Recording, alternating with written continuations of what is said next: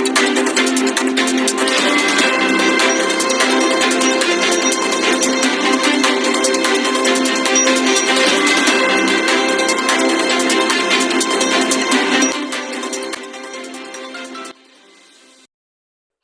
welcome to Placid News TV.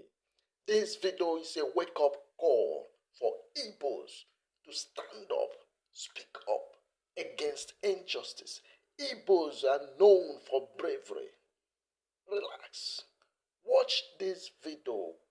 Comment, subscribe, share, and like. We are all Nnamdi Kanu now. Watching Mazi Nnamdi Kanu in court on Monday, fighting alone for his rights and what should represent the collective emancipation of the Igbo nation, broke my heart. As I viewed and reviewed the video clips of his bravery and frustration over a case for which he had already been acquitted and discharged by Justice Adebola of the Appeal Court in 2022, tears streamed down my cheeks. The scene starkly illustrated the plight of the Igbo people, resembling a conquered nation in a country where they were once a major tribe. There's no need to question how we have descended to this low point. The answer lies in the willingness of our political elite, governors, senators, ministers, House of Representatives members, and federal government appointees to obsequiously bow to the Hausa Fulani and Yoruba oligarchs for political relevance. How many of those who have loudly called for Nnamdi Kanu's release in the newspapers were present in court to offer him solidarity? They would never dare to show up, fearing the wrath of their northern and southwest political benefactors. Except for a few, none of our political class can achieve or sustain political relevance without frequently visiting those in power. They prostrate themselves before every Tom, Dick, and Harry connected to the power brokers for political survival, even if it means betraying their fellow Igbo brothers or compromising our collective aspirations. They become aggressive tigers only in the East, targeting dissenters and ambitious politicians loyal to them, but they turn into sheep in Abuja. In all regions, only the political class of Igbo extraction seems to believe in one Nigeria. Others prioritize their political success, the growth of their people, and what they will gain from Nigeria. Yoruba activist Sunday Igboho faced similar allegations to those for which Nnamdi Kanu has been incarcerated since. While Igboho was arrested in the Benin Republic and was never repatriated, Kanu was illegally arrested in Kenya and forcibly brought to Nigeria in handcuffs like a criminal. Yoruba, traditional rulers, socialites, and political elites did not beg or bow before former President Buhari for Igboho's release. They demanded it and ensured he was never sent back to Nigeria. Where is Igboho today? Is he still in detention? Sheikh Gumi has made unguarded remarks as if he is pleading with the federal government to arrest him. Yet the government and all security agencies pretend not to see him. Can any Igbo man or religious leader dare to make similar statements? Today, every tribe in Nigeria feels emboldened to kill Igbos and destroy their properties with impunity. Our elites can only issue warnings that are strong on paper but weak in action. The federal government is willing to dole out cash to northern and southwest youths to dissuade them from protesting while deploying armored vehicles against Igbo youths simply for discussing the prospect of a protest. Do you know why? Because we are all Nnamdi Kanu now. How many critics of the governments in the southwest or north are in detention for speaking out against their governors? None. Yet almost all correctional facilities in the southeast are filled with those who criticize the government. I'm sure you understand why. Yes, we are all Nnamdi Kanu now. It is a shame that we have become slaves in a land where we were once giants. The numerous police and military checkpoints in the southeast are proof of our conquest, yet we dare not speak out. If the cries of marginalization were not just for political gain, our southeast governors would have developed a plan to transform the zone into megacities by now.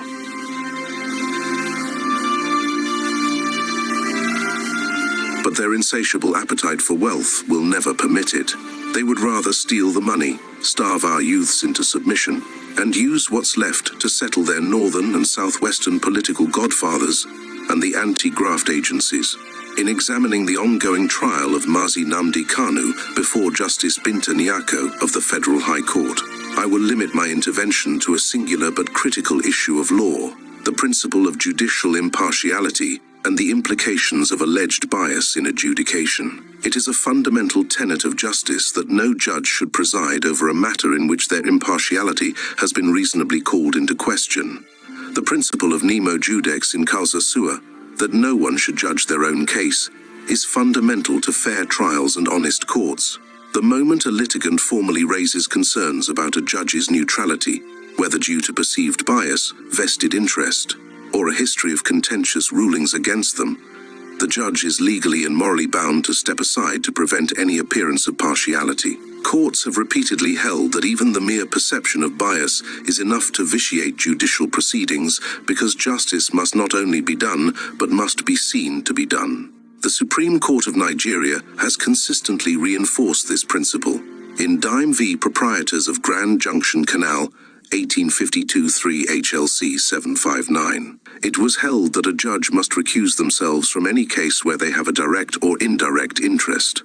Similarly, in Metropolitan Properties Co. Ltd v. Lannon 19691 QB 577, Lord Denning held that the test for determining judicial bias is whether a reasonable observer, with knowledge of all relevant facts, would conclude that there is a real likelihood of bias. This principle has been followed in Nigeria in Ame v. Sosanya, 2010-6, NWLR, PT 1190-14, where the Court of Appeal ruled that judicial officers must disqualify themselves if there is even an appearance of bias, regardless of whether actual bias exists. Furthermore, in Keenon v. Teckham 2001-14, NWLR PT 73212, the Supreme Court held that where a judge is accused of bias or partiality, they should, in the interest of justice, disqualify themselves from presiding over the case.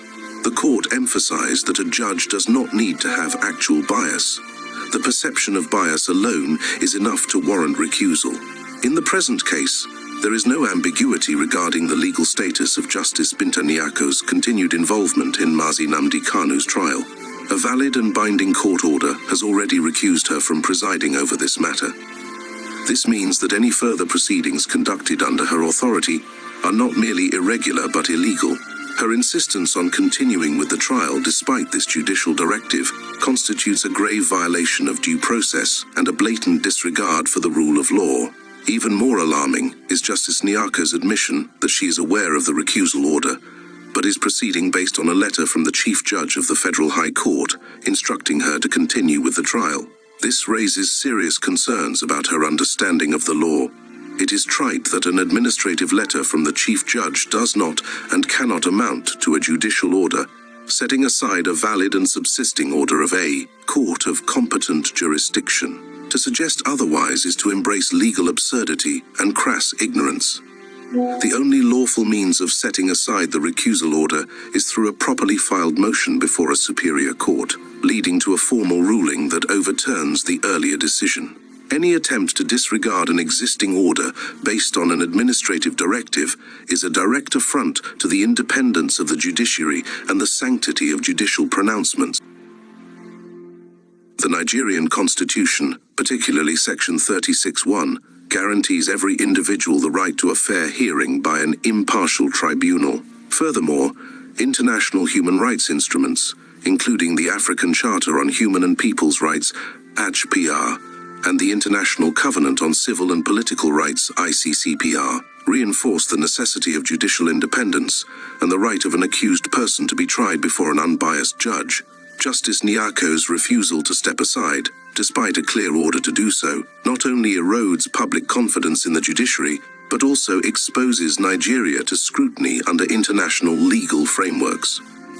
Beyond the legal implications, the continued insistence on Justice Nyako presiding over this trial has wider socio-political ramifications. The trial of Mazi Nnamdi Kanu is not just any criminal proceeding. It is one that has deep ethnic, political, and national security dimensions. Given the sensitivity surrounding the case, judicial officials must exercise heightened caution to ensure that the process is above board.